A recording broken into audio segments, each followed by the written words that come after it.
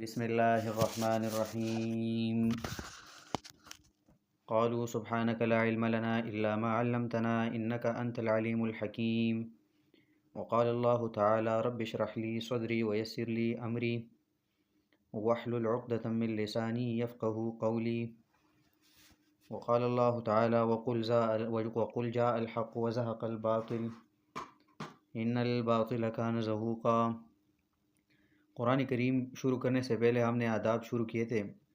کچھ آداب ہے جو قرآن کریم سیکھنے کے لیے آسانی پیدا کر سکتا ہے، اور یہ کمپلسری ہے۔ ایک مسلمان، ایک مومن قرآن سیکھنا چاہتا ہے تو اس کے لیے قرآن کریم سیکھنے کے لیے آداب جو ہے وہ ایک کی ہے، ایک چابی ہے۔ بغیر آداب کے آپ قرآن نہیں سیکھ سکتے۔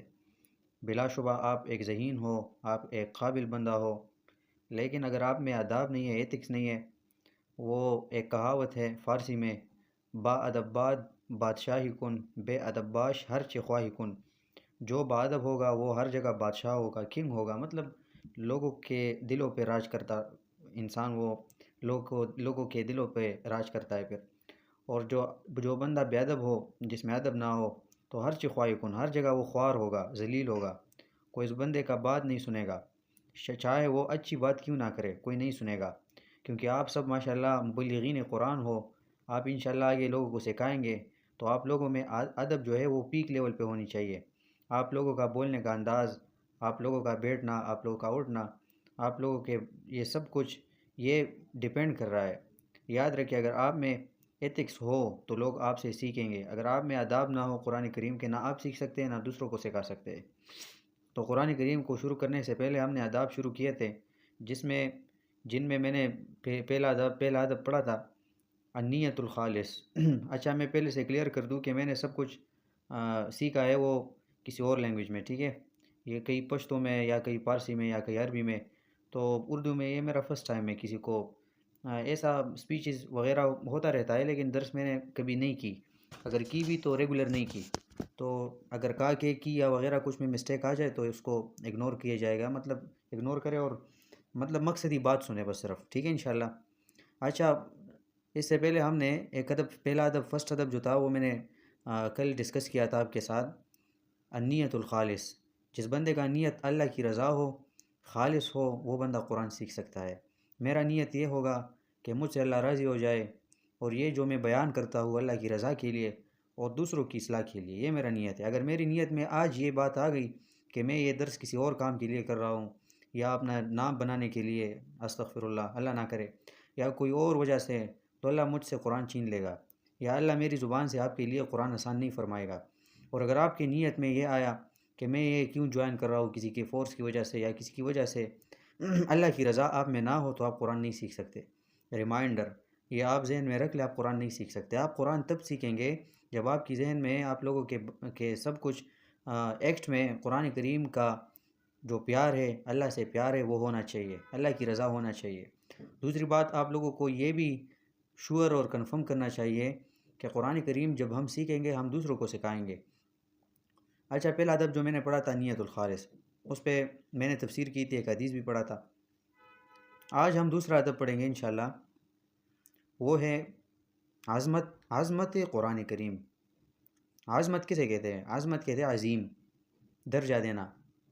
عظمت قرآن کریم، دوسرا ادب یہ ہے کہ قرآن کریم کا عزت، قرآن کریم کا درجہ ہمارے دلوں میں سب چیزوں سے بڑھ کر ہوگا۔ قرآن کریم کا ادب، قرآن کریم کا عزت اور قرآن کریم کا وقار، سب کچھ ہر چیز سے بڑھ کر ہمارے لیے ہوگا۔ مثال کے طور پر ہم سب کا ایمان ہے کہ قرآن کریم اللہ کی طرف سے ہے، تو ظاہری بات ہے یہ اللہ رب العالمین کی باتیں ہیں۔ اللہ رب العالمین کے یہ سب کچھ جو ہے، وہ جو بھی باتیں ہیں سورۃ فاتحہ سے لے کر سورۃ ناس تک، یہ سب اللہ رب العالمین کے ٹاکس ہے، ٹھیک ہے؟ تو اللہ از دا کنگ آف کنگ، ہمارے دلوں میں سب سے بڑھ کر اللہ ہے، اس کے بعد رسول اللہ صلی اللہ علیہ وسلم ہے۔ آپ یہ بات یاد کریں، ذہن میں نشین کر لے کہ قرآن کریم میں اللہ رب العالمین فرماتے ہیں کہ اگر آپ مومن ہو تو آپ سب کے لیے رسول اللہ صلی اللہ علیہ وسلم کا درجہ اور رسول اللہ صلی اللہ علیہ وسلم کی عزت اپنے ماں باپ سے بڑھ کر ہوگا، اپنے ماں باپ سے بڑھ کر ہوگا۔ یہ آگے انشاءاللہ قرآن کریم جب ہم سٹارٹ کریں گے یہ آیتیں آپ کے لیے آگے آئیں گے انشاءاللہ۔ اللہ رب العالمین فرماتے ہیں رسول اللہ صلی اللہ علیہ وسلم کے بارے میں کہ رسول اللہ صلی اللہ علیہ وسلم مومنین پر اپنے ماں باپ سے بہت زیادہ عزیز لگے گا، بہت زیادہ۔ تو ہمارا ایمان ہے کہ قرآن کریم اللہ کی بات ہے اور وہ ہمیں رسول اللہ صلی اللہ علیہ وسلم نے سکھایا۔ اب اگر میرے گھر میں ایک مہمان آیا، اور ایک مہمان، ہم سب کو پتہ ہے ہماری درس کی ٹائمنگ 9 o'clock ہے، ایک مہمان آیا اور وہ ہمارے ساتھ بیٹھنے لگا، پھر ہماری درس کا ٹائم ہوا۔ اس ٹائم پہ اگر ہم نے اللہ کی بجائے اس مہمان کو وقت دی، اس کا مطلب یہ ہوا کہ اللہ رب العالمین کی باتیں وہ اس مہمان سے بڑھ کر ہمارے دلوں میں نہیں ہے۔ میری اس بات کو آپ ذہن میں نشین کر لیں۔ میری یہ باتیں ڈیپ ہے لیکن آپ سوچیں اور ذہن میں ڈالیں انشاءاللہ۔ پھر آپ بعد میں سنیں گے، دوبارہ سنیں گے تو آپ کی ذہن کھلے گا انشاءاللہ آسانی سے۔ اگر کسی وجہ سے میں قرآن کریم کا ٹائم کسی اور چیز کو دے دوں تو اس کا مطلب یہ ہوا کہ قرآن کریم کی عزت اور عظمت ہمارے دلوں میں وہ اس چیز سے بڑھ کر ہے نہیں ہے۔ اگر ہوتا قرآن کریم کا عزت ہمارے دلوں میں ہوتا تو دنیا میں ہر چیز جو آئے، ہر رکاوٹ آئے، ہم اس رکاوٹ کو ہم سکپ کریں گے، قرآن کریم کو ٹائم دیں۔ کیوں؟ کیونکہ قرآن کریم کلام اللہ ہے، اللہ کا کتاب ہے، اللہ کا کلام ہے۔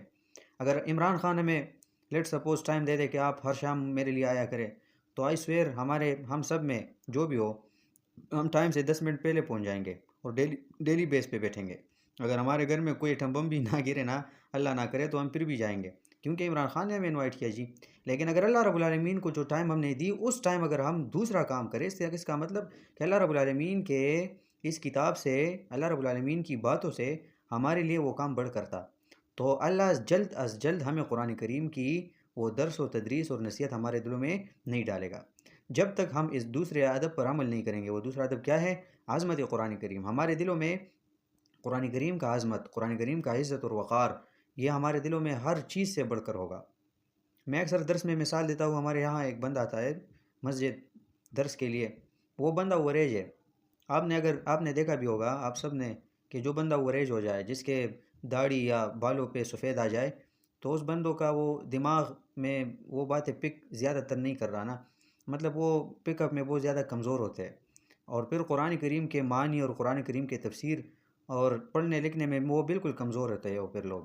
تو ایک بندہ ہے، وہ اووریج میں آیا، بالکل صرف ناظرہ آیا تھا، اس کو مطلب آتا تھا صرف ناظرہ قرآن کریم پہ، لیکن اس نے اس ادب پہ اتنا عمل کیا کہ قرآن کریم میرے سامنے ہے، اللہ گواہ ہے، اس کا باپ انتقال کر گیا، اس بندے نے اپنے باپ کا جنازہ نہیں، جنازے کے ٹائم پہ قرآن کریم پہ آیا، کیونکہ وہ بڑا بیٹا تھا، قرآن کریم کے لیے آیا، درس کیا اور لوگوں کو بتایا کہ جنازہ خیر ہے، 15-20 منٹ لیٹ کرے۔ ہمارے درس یہاں اکثر ہوتی تھی وہ اس طرح شام کے بعد، تو لوگ مہمان بیٹھے تھے اس کے لیے، لیکن وہ آیا قرآن۔ آج اس کا آئی تھنک 3-4 سال ہوئے، آج وہ مجھ سے بڑھ کر عالم ہے، اللہ کے کرم سے مجھ سے بڑھ کر بہترین قرآن سناتا ہے لوگوں کو۔ اللہ نے اس کا دل اتنا کھولا، اتنا، کیونکہ اس بندے نے اللہ کو ٹائم دے دی، اللہ کی کتاب ہر چیز سے بڑھ کر۔ وہ بندہ تو، اس کا باپ تو ویسے بھی مرا نا، ہاں دل سے انسان خفا ہو جاتا ہے، لیکن اللہ سے صحابہ کرام کا طریقہ یہی تھا، جب ان لوگوں کو، صحابہ کرام کو کوئی بتاتا تھا کہ آپ کا بیٹا انتقال کر گیا، آپ کا والد صاحب انتقال کر گیا، یا آپ کے اوپر یہ غم آ گیا، تو چلانے کی بجائے وہ مسجد نبوی جاتے تھے اور وہاں روتے تھے اللہ کے دربار میں، اور وہاں اللہ سے مشورہ کرتے تھے اپنے دعاؤں میں کہ اللہ میرا دل اس کو سکون دے، میرے دل پہ ربط قلب دے دے تاکہ میں خلاف نہ کروں۔ تو صحابہ کرام کا تعلق اللہ رب العالمین سے بہت زیادہ تھا، بہت کافی حد تک، اس لیے صحابہ کرام کو دیکھیں نا، صحابہ کرام میں کوئی بھی لکھنے پڑھنے والا نہیں تھا، پھر بھی وہ عالمی دین تھے، اس وقت کے بہترین علماء تھے قرآن کریم کے۔ کیوں؟ کیونکہ ان لوگوں نے، صحابہ کرام نے، قرآن کریم کو ہر چیز سے بڑھ کر مانگا، ہر چیز سے بڑھ کر قرآن کریم کو اپنے ذہن میں رکھا۔ تو اگر ہمارے ذہن میں قرآن کریم کی عزت، قرآن کریم کی وقار، قرآن کریم کی وہ ٹائم، اللہ کی باتوں کا سب کچھ ہم اگر اس پہ قربان کر دے، تو جلد از جلد ہمیں قرآن کریم کو اپنا، آپ دیکھیں نا، جلد از جلد اللہ رب العالمین قرآن کریم کا علم ہمیں سکھا دے گا، ہمیں عطا فرمائے گا۔ تو یاد رکھیے گا ذہن میں یہ بات کہ ہر چیز، عظمت قرآن کریم میں دوسرا ادب ہے۔ اگر ہمارے دلوں میں ہر چیز سے بڑھ کر قرآن کریم کا عزت نہ ہو تو ہم قرآن نہیں سیکھ سکتے، ان سمپل۔ اگر ہم سیکھ بھی لے، اللہ ہم سے دین کا کام نہیں لے گا، کیونکہ ہمارے عقیدہ یہی ہے نا کہ قرآن کریم از نتھنگ، قرآن کریم ایک سمپل چیز ہے، ایک سمپل کتاب ہے۔ اگر ہماری یہ عقیدہ بنے، ہم لوگوں کا یہ عقیدہ بن جائے، عقیدہ کیا؟ کہ Quran Kareem is the everything, Quran Kareem is the first priority, Quran Kareem سب سے پہلے ہوگا۔ اگر میرے گھر میں خادی ہو، میرے گھر میں ایک شادی ہو، میرے گھر میں خوشی آئی، تو اس وجہ سے اگر میں قرآن چھوڑوں، اس کا کیا مطلب ہوا؟ کہ Quran is nothing and Quran Kareem is nothing. اور اللہ رب العالمین نے جو کتاب دیا تھا، ہم نے اللہ سے وعدہ کیا کہ ہم بیٹھیں گے، ہم سیکھیں گے، یہ ہم نے جھٹلایا اور ہم نے یہ ٹائم اس خوشی اور خوشحالی کو دے دی۔ تو یاد رکھیں، اس خوشی اور خوشحالی میں کوئی برکت نہیں ہوگا۔ اگر آپ اور میں قرآن کریم کی جگہ کسی اور چیز کو دے دیں ہم سب، تو ہمارے لیے قرآن کریم مشکل ہوگا، نہ سیکھنے کے برابر ہوگا۔ اگر ہم سیکھ بھی لیں تو اللہ ہم سے دین کا کام نہیں لے گا۔ تو ہمیشہ صحابہ کرام کا مثال رکھ لے۔ میں آپ کو ایک مثال دیتا ہوں۔ ایک جگہ ایک دن جناب رسول اللہ صلی اللہ علیہ وسلم بیٹھا تھا، اور رسول اللہ علیہ وسلم کے ساتھ حضرت ابوبکر صدیق رضی اللہ عنہ تھا، اور حضرت ابوبکر صدیق کا والد صاحب تھا۔ یہ تینوں کسی مشورے پہ آئے، رسول اللہ علیہ وسلم سے مشورہ کیا، تو مشورہ کرنے کے بعد یہ تینوں اٹھ گئے۔ حضرت ابوبکر صدیق اور حضرت ابوبکر صدیق رضی اللہ تعالیٰ عنہ کا والد صاحب، یہ دونوں جا رہے تھے، رسول اللہ علیہ وسلم سے بس مل رہے تھے اور جا رہے تھے۔ جب ملے تو حضرت ابوبکر صدیق نے حضرت ابوبکر صدیق کے والد صاحب نے فرمایا کہ جی میرا تو مشورہ یہ ہے۔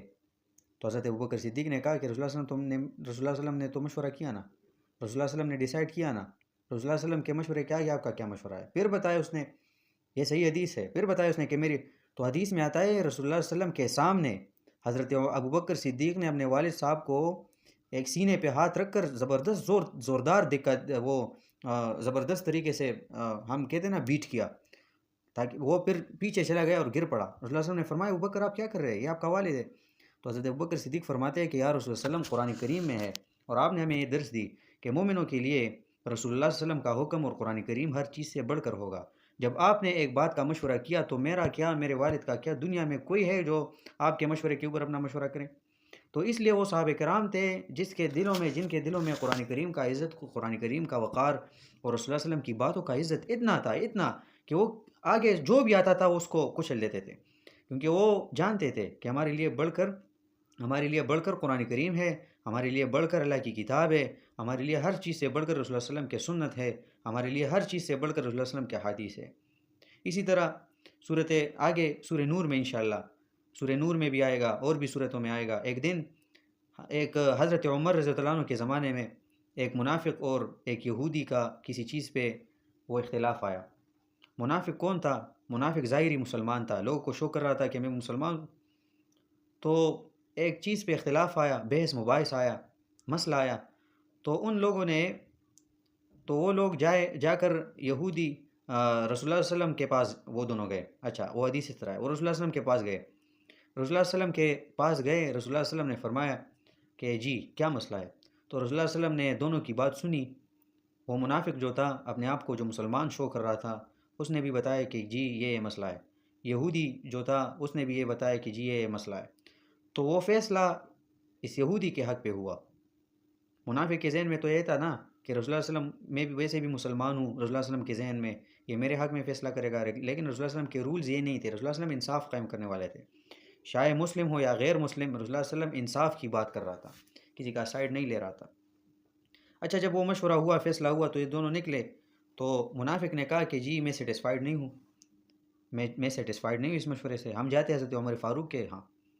تو یہ دونوں گئے، حضرت عمر فاروق نے کہا جی کیا، اس کو پتہ نہیں تھا کہ کیا ہوا، مطلب یہ پہلے گئے تھے رسول اللہ علیہ وسلم کے ہاں، وہ بیٹھے رسول اللہ علیہ وسلم، تو وہ بیٹھے حضرت عمر فاروق رضی اللہ تعالیٰ عنہ، وہ دونوں آئے اور دونوں نے بتایا کہ جی ہمارے ایک بات پہ ایک بحث مباحثہ ہے، آپ اس کو ڈیسائیڈ کر لیں، مشورہ کر لیں اچھی طریقے سے۔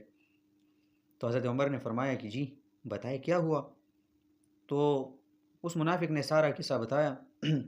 جب یہودی کا باری آیا تو حضرت عمر فاروق نے فرمایا کہ جی بتائے کیا مسئلہ ہے، آپ بتائیں۔ تو یہودی نے کہا کہ جی ہم آپ سے آنے سے پہلے ہم گئے تھے، رسول اللہ صلی اللہ علیہ وسلم آپ کے پیغمبر نے ہمارے لیے مشورہ بھی کیا بھی تھا، لیکن پھر بھی یہ سیٹسفائیڈ نہیں تھا، ہم اس لیے آئے۔ تو حضرت عمر نے فرمایا اچھا میں آتا ہوں، میں ابھی زبردست فیصلہ کرتا ہوں۔ تو وہ اندر گئے کمرے میں اور تلوار نکال کر وہ اس منافق کا سر اڑا دیا اور وہیں پہ قتل کر دیا، اور پھر اپنی تلوار اس کے سینے پہ صاف کر کے یہ بات کہی کہ جس بات پہ رسول اللہ صلی اللہ علیہ وسلم کا فیصلہ ہو، اسی بات کے اوپر کسی کا مجال نہیں کہ وہ آ کے فیصلہ کرے۔ عمر کون ہے؟ کہ رسول اللہ علیہ وسلم کیا کیا کر اپنا فیصلہ سنائے؟ اس کا کیا مطلب ہوا کہ صحابہ کرام کے نزدیک رسول اللہ صلی اللہ علیہ وسلم اور اللہ کی بات سب چیزوں سے بڑھ کر تھی، ہر چیز سے۔ دنیا میں کوئی بھی ایسی رکاوٹ نہیں تھی کہ وہ اس رکاوٹ کی وجہ سے کوئی نہ کوئی مشکل آ جائے، نہیں، کوئی بھی رکاوٹ نہیں تھا۔ جو بھی آئے سامنے تو صحابہ کرام کوئی بھی وہ نہیں کر رہے تھے، کوئی بھی ٹس سے مس نہیں ہو رہے تھے۔ مطلب وہ کہتے تھے کہ اللہ رسول اللہ صلی اللہ علیہ وسلم نے جو کہا دیٹس اٹ۔ تو ہم سب میری بات کا مطلب یہی ہے کہ میرے بات کا مطلب سارا کا سارا خلاصہ یہی ہے کہ آپ قرآن کریم کو سیکھنے سے پہلے، قرآن کریم کو سمجھنے سے پہلے آپ لوگوں کو دوسرے ادب کو یا دہانی اور ذہن میں رکھنی چاہیے۔ وہ کیا ہے کہ ہمیشہ قرآن کریم کی بات، قرآن کریم کا ٹائم، قرآن کریم کی بات اور رسول اللہ علیہ وسلم کی بات، اس سے آگے ہمارے دلوں میں کوئی بھی چیز نہیں ہوگی، کوئی بھی چیز نہیں ہوگی۔ جو ٹائم آپ نے اللہ رب العالمین کو دی، وہ ٹائم آپ کسی ایک انسان کو نہیں دے سکتے، آپ کسی ایک کی چیز ایک کسی کام کے لیے نہیں دے سکتے۔ اگر آپ نے دی تو اس کا مطلب، اب مثلا 9 بجے درس ہے اور 9 بجے میں گیا بازار، تو میں جھوٹا ہوا اللہ کے دربار میں۔ کیوں؟ کیونکہ میں نے اللہ سے وعدہ کیا تھا کہ اللہ اس ٹائم میں آپ کے کتاب کو دوں گا، قرآن کریم کو دوں گا، دوسروں کی اصلاح کروں گا، اور میں گیا کسی کام پہ، تو جو بھی ہو کام کیوں نہ بھی امپورٹنٹ ہو، تو قرآن کریم سے امپورٹنٹ تو کوئی چیز نہیں ہے نا۔ ہم تو کوشش کر سکتے ہیں۔ میں نے ایک مثال دی، کمزور بندے کی، ہمارے درس پہ آتے ہیں، اپنے باپ کے ڈیتھ پہ وہ آیا تھا درس کے لیے، قرآن کریم سیکھنے کے لیے۔ اتنا پیار ہونا چاہیے ہمارے دلوں میں۔ دوسری بات، عظمت قرآن کریم میں دوسری بات یہ ہے، قرآن کریم اتنا بڑھ کر ہوگا ہمارے ذہن میں، ہمارے دلوں میں، کہ ہم قرآن کریم کے اوپر اور کوئی کتاب نہیں رکھیں گے۔ اکثر میں نے دیکھا ہے مسجدوں میں، ہماری مسجد میں تو نہیں الحمدللہ، قرآن سیکھے سب بچے جو ہے، بوڑھے ہیں، جوان ہیں، ہمارے اسٹریٹ میں جتنے بھی سسٹرز ہیں، مطلب جتنے بھی خواتین ہیں، الحمدللہ سب نے قرآن سیکھا ہے۔ لیکن میں اکثر جاتا ہوں کسی اور مسجد، تو وہاں پہ قرآن نیچے پڑھا ہوتا ہے کہ کوئی اور کتاب اوپر پڑھا ہوتا ہے۔ عجیب، میں خفا بھی ہو جاتا ہوں کہ اس امام نے یا اس مولوی صاحب نے اتنا بھی مسئلہ نہیں کیا کہ قرآن کریم ہمارے ذہن میں اتنا بڑھ کر ہوگا، اس کے اوپر ہم کچھ بھی نہیں رکھ سکتے، کوئی رجسٹر، کوئی کاپی یا کوئی بھی کتاب، ایٹ لیسٹ احادیث کی کتاب بھی رسول اللہ علیہ وسلم کی باتیں ہے جس میں، وہ بھی قرآن کریم کے اوپر ہم نہیں رکھیں گے۔ کیوں؟ کیونکہ اللہ رب العالمین سب کے اوپر ہے، پھر رسول اللہ علیہ وسلم ہے۔ ہاں، ایک چیز ہے، یا ہوا آ رہی ہے یا پنکھے کی آواز سے آپ سے پیجز ادھر ادھر ہو رہے، آپ نے ایک پن رکھی یا ایک موبائل ایک سائڈ پہ رکھا ہے، یہ کوئی ایشو نہیں ہے، آپ یہ ضرورت ہے۔ تو اس کی بجائے قرآن کریم کے اوپر کوئی اور ایسی چیز نہیں رکھیں گے جس سے قرآن کریم کی عزت ہمارے دلوں میں کمزور ہو جائے۔ تو قرآن کریم سے ہمیں اتنا پیار ہونا چاہیے، حد سے بڑھ کر پیار ہونا چاہیے، تبھی ہم جا کر قرآن کریم سیکھیں گے۔ تو عظمت قرآن کریم، تو اکثر دیکھتے ہیں ہم ادھر ادھر عجیب لوگ ہیں دنیا میں۔ آپ کو پتہ ہے، ایک حدیث میں نے پڑھا، وہ نہایت عجیب تھا، شاکنگ تھا۔ میں نے جب وہ دیکھا تو مجھے بھی انتہائی وہ ایسا لگا کہ بس یہی ہے۔ اس حدیث میں رسول اللہ صلی اللہ علیہ وسلم فرماتے ہیں، یوشق ان یاتی علیکم زمان، عن قریب آپ لوگوں پہ ایسا زمانہ آئے گا۔ رسول اللہ صلی اللہ علیہ وسلم نے فرمایا عن قریب، بہت جلد آپ لوگوں پہ ایسا زمانہ آئے گا، لا یبقى من القرآن الا رسمہ، لا یبقى من الاسلام الا اسمہ، اسلام صرف نام ہی رہ جائے گا۔ آپ کون ہیں؟ جی میں مسلمان ہوں، صرف نام ہی رہ جائے گا۔ مسلمان ہوں، نماز نہیں پڑھوں گا، مسلمان ہوں، قرآن نہیں سیکھوں گا، مسلمان ہوں، اور اپنے سسٹرز اور اپنے گھروں میں عورتوں کو حصہ نہیں دوں گا، مسلمان ہوں، میں زیادتی بھی کروں گا، میرے نائبرز مجھ سے تنگ رہیں گے، مسلمان ہوں، گالیاں بھی دوں گا، مسلمان ہوں، میں سود بھی کروں گا، مسلمان ہوں، میں اپنے کاروبار میں ملاوٹ بھی کروں گا۔ تو رسول اللہ صلی اللہ علیہ وسلم نے فرمایا ایک زمانہ ایسا آئے گا جو اسلام صرف نام ہی رہ جائے گا، بطور مسلمان، صرف نام سے مسلمان ہوں گے سب۔ پھر فرماتے ہیں وَلَا يَبْقَى مِنَ الْقُرْآنِ إِلَّا رَسْمُهُ، قرآن کریم صرف رسم رہ جائے گا، رسم رہ جائے گا۔ آپ دیکھیں نا، قرآن کریم صرف رسم ہی رہ گیا۔ جب ایک دلہن ہمارے گھر سے نکل جاتی ہے تو ہم اس دلہن کے اوپر قرآن کریم کو پکڑتے ہیں، اور دلہن وہ قرآن کریم کے نیچے گزرتے ہیں، اور ہمارا ایمان یہ عقیدہ بنا ہوتا ہے کہ اس دلہن کی زندگی میں برکتیں آئی کیونکہ یہ قرآن کریم کے نیچے چلی گئی۔ عجیب بات ہے، یہ تو قرآن کریم کا سراسر خلاف ہے۔ آپ کو پتہ ہے، میں اکثر مثال دیتا ہوں کہ ایک والد صاحب ہے اور وہ سعودی عرب میں بیٹھا ہے۔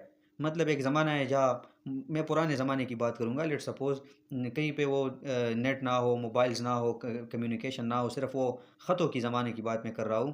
ایک بندہ ایک مثال کے طور پر، اور اس کا باپ یا والد صاحب یا بھائی جو بھی گھر چلانے والا ہو، وہ سعودی عرب میں ہو، اور وہ اپنے بڑے بیٹے کو، ایلڈر بیٹے کو وہ ایک خط بھیجے کہ بیٹے اس خط میں نے لکھا ہے کہ آپ کو میں اتنے پیسے بھیج رہا ہوں، اور آپ اتنے پیسے قرض دار کو دے دے، ہمارے اوپر اتنے قرض ہے، اتنے پیسے آپ اس کو دے، فلاں کو دے، فلاں کو دے، سارا طریقہ اس خط میں بتایا۔ اچھا جب وہ خط آ گیا تو اس کے بیٹے نے اس خط کو دیکھا اور خوش ہوا، اے میرے باپ، میرے والد صاحب کا خط آ گیا جی۔ اتنا خوش ہوا، اتنا خوش ہوا کہ اس خط کو اپنے سینے سے لگایا، اور اس خط کے اوپر بہترین زبردست طریقے کا وہ عطر اور وہ خوشبو لایا اور اس خط پہ لگایا، اور اس طرح اس خط کے لیے بہترین ململ کا کپڑا لایا بازار سے، اس میں بند کروایا، اور اس خط کو ہر کسی کو دکھاتا ہے کہ یہ خط میرے پاس ہے، اور ہر کسی کو دکھاتا ہے یہ خط میرا ہے، دیکھو نا۔ اور جب مہمان گیسٹ روم میں ایک الماری ہوتا ہے، اس الماری میں بالکل سامنے رکھتا ہے اور بہترین طریقے سے، اور سب لوگوں کو بولتا ہے دیکھو نا میرے باپ کا خط ہے۔ جب باپ آئے گا 2-3 سال بعد تو بیٹے سے کیا کہے گا کہ بیٹے میں نے ایک خط دیا تھا، آپ نے کیا کیا؟ جی میں نے تو اتنا چوما تھا، جی میں نے تو اتنا قیمتی عطر لگایا، جی میں نے اتنا زبردست کپڑے میں بند کر دیا، جی میں نے تو اس لوگوں کو دکھایا، میں نے تو یہ کیا، میں نے تو وہ کیا۔ وہ اتنا زبردست طریقے سے چٹاخ مارے گا نا اپنے بیٹے کو کہ بیوقوف، میں نے اپنے خط اس لیے بھیجا تھا، آپ نے جتنا بھی اپنے آپ سے بھی زیادہ خیال رکھا تو میں کیا کروں اس کا، آپ نے کھولا ہی نہیں۔ اور اس کی بجائے ایک دوسرا بیٹا ہے، ایک دوسرا بندہ ہے جس کو خط آیا، اور وہ خط کی پرواہ کیے بغیر، خط کے اوپر کپڑا نہیں چڑھایا، خط کے اوپر بہترین عطر نہیں لگائے، خط کے اوپر بہترین نشنما نہیں کیے، وہ اتنا عجیب حالت میں تھا کہ اس کے جوتے بھی نہیں تھے، کپڑے بھی خراب تھے، اور اس خط کو لے جایا کرتا تھا، وہ انپڑھ تھا وہ بیٹا، اور ہر کسی کے دروازے کو ٹکٹکاتا اس طرح کہ جی مجھے یہ خط دکھا دینا، مجھے خط سمجھا دینا، اس میں میرے باپ نے کیا لکھا ہے، جی مجھے تو سمجھ نہیں آ رہا۔ اچھا پھر چلے جاتا ہے دوسرے گھر پہ اور دروازہ آپ کو خط سمجھ آ رہی ہے، دیکھیں نا میرے باپ نے، میرے والد صاحب نے میرے لیے کیا فرمایا ہے۔ اس کا دل تک جاتا ہے، آخر کار وہ ایک بندے کو اس بندے کو مل جاتا ہے، پھر وہ خط سے کہتا ہے، اس کا ماتھا چومتا ہے کہ اچھا ہوا کہ آپ نے مجھے بتایا خط میں کیا لکھا ہے، میں ایسا ہی کروں گا، اور ایسا ہی کر کے اس کا باپ آ جائے، باپ کہے گا بیٹا آپ نے کیا کیا؟ جی میں نے یہ سب کیا، تو باپ خوش ہوگا۔ اسی طرح یاد رکھنا اللہ کی طرف سے قرآن کریم میں خط آیا ہے ہمارے لیے۔ ہم 2 قسم کے ہیں، ایک قسم کے لوگ اس کو بہترین کپڑا چڑھایا، بہترین عطر لگائے، بہترین کور چڑھائے، آپ شوکیس میں رکھا، الماریوں میں رکھا۔ اللہ رب العالمین کو قیامت میں ہم کہیں گے جی میں نے اتنا چوما تھا قرآن کریم، میں نے سینے سے بھی لگایا تھا، میں نے زمین پہ نہیں گرایا تھا، اللہ رب العالمین میں جہنم میں گرا دے گا کہ میں نے اس لیے بھیجا تھا۔ اور دوسرے بندہ جو قرآن کریم کو کھولے، سمجھ نہ آئے، ایک عالم کے پیچھے ٹک ٹک ٹک، جی عالم مجھے یہ آیت سکھا دینا، اس میں اللہ نے کیا فرمایا، الحمدللہ رب العالمین سکھائے نا۔ اچھا پھر دوسرے کی طرف جاتا ہے، رب العالمین اللہ نے مجھے کیا فرمایا، اللہ نے مجھے کیا فرمایا، اسی طرح سارا خط پڑھ کر اپنے ذہن میں، اپنے زندگی میں لائے گا، تو قیامت کے دن وہ سرخرو ہوگا۔ اللہ رب العالمین فرمائے گا کہ شاباش، آپ نے میرے خط پہ کیا عمل کیا۔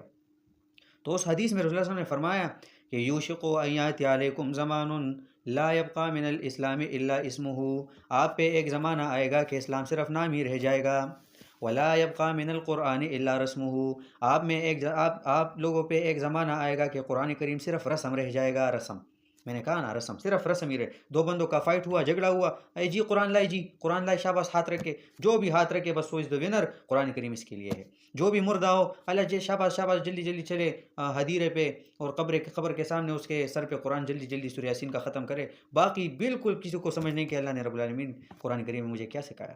تو رسول اللہ نے فرمایا ایک زمانے آئے گا جس میں قرآن صرف رسم ہی رہ جائے گا۔ پھر فرماتے ہیں وَمَسَاجِدٌ عَامِرَةٌ، اور مساجد بہت زیادہ خوبصورت ہوں گے۔ دیکھیں نا، میں نے پرسوں ایک بندے سے سنا کہ ادھر ہمارے اٹیچمنٹ پہ ایک علاقہ ہے، ادھر پہ ایک مرر مسجد بنا، میں شاباش، مرر مسجد، شیشوں کا والی جماعت، سب کچھ شیشوں کا، سب کچھ آج اس طرح مسجد۔ رسول اللہ فرمائے گا، رسول اللہ صلی اللہ علیہ وسلم فرماتے ہیں کہ ایک زمانہ آئے گا مساجد بہت زبردست طریقے سے آباد ہو گئے، جتنا قیمتی ٹائل ہوگا ہمارے مسجد میں ہوگا۔ پھر فرماتے ہیں مسجد آباد ہوں گے لیکن وہی خراب من الہدا، اس میں ایک بندہ ہدایت نہیں سیکھے گا۔ یہ میں اس بات پہ آ رہا تھا کہ بہترین مسجد ہوگا، جب میں اندر جاؤں تو قرآن کے اوپر اور کتابیں پڑھیں گے، مجھے یہ حدیث یاد آتا ہے کہ یار رسول اللہ صلی اللہ علیہ وسلم نے فرمایا تھا ایک زمانے میں مساجد بہت خوبصورت ہوں گے لیکن ہدایت کے نام کے نام و نشان نہیں ہوگا۔ مسجد نبوی کچا تھا، جب بارش ہو جاتا تھا صحابہ کرام نماز کے لیے نہیں جاتے تھے، کیوں؟ وہاں کیچڑ بن جاتا تھا، لیکن مسجد نبوی سے سارے دنیا تک دین پہنچ گیا۔ ہمارے مساجد ہیرو جیسا ہے، لیکن کوئی بندہ سورہ فاتحہ نہیں سیکھ سکتا، وہاں پہ کوئی بندہ الف لام میم کا ترجمہ نہیں سیکھ سکتا، ذالک الکتاب لا ریب فیہ ھدی للمتقین کا ترجمہ نہیں سیکھ سکتا۔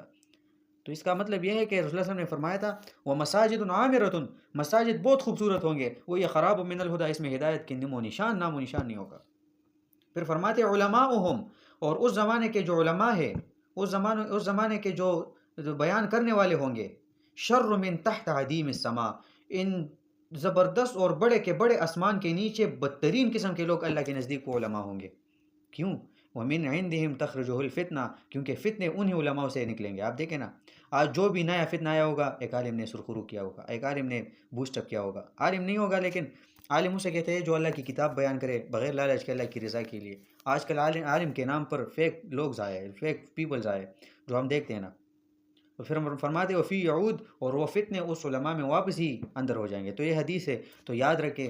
تو اس پہ میں جتنی بھی باتیں کروں کم ہے، قرآن کریم سب بڑا پڑا ہے اس چیز سے کہ ہمیشہ ہماری زندگی میں، ہمارے دلوں میں قرآن کریم کا عزت، قرآن کریم کا وقار، قرآن کریم کا عظمت ہمارے دلوں میں ہر چیز سے بڑھ کر ہوں گے، تبھی ہم قرآن سیکھیں گے۔ ابھی میں ڈسکشن دیکھ رہا تھا، ہانیسٹلی مجھے بہت زیادہ افسوس ہوا، اللہ کی قسم، جب میں نے یا کسی بندے نے یا میں نے بتایا کہ دیٹ از دا ٹائم، تو کیا آپ اللہ کے لیے ٹائم نہیں دے سکتے؟ کیا مسئلہ ہے؟ اس ٹائم یہ، اس ٹائم یہ، اس ٹائم یہ، عجیب بات ہے۔ ہم پہ وما خلقت الجن والانس الا لیعبدون، ہم پیدا ہی قرآن کے لیے، سیکھنے عبادت کے لیے ہے، اور افسوس کی بات ہم سب کے لیے ٹائم نہیں ہے۔ تو قرآن کریم کی ٹائم پہ قرآن کریم میں کوئی وہ کام نہ کرے، کیونکہ یہ ٹائم آپ نے اللہ کو دیے ہے، اور اللہ رب العالمین آپ کو قرآن تب آسان فرمائے گا، تب آپ علوم سیکھیں گے قرآن کریم سے، جب آپ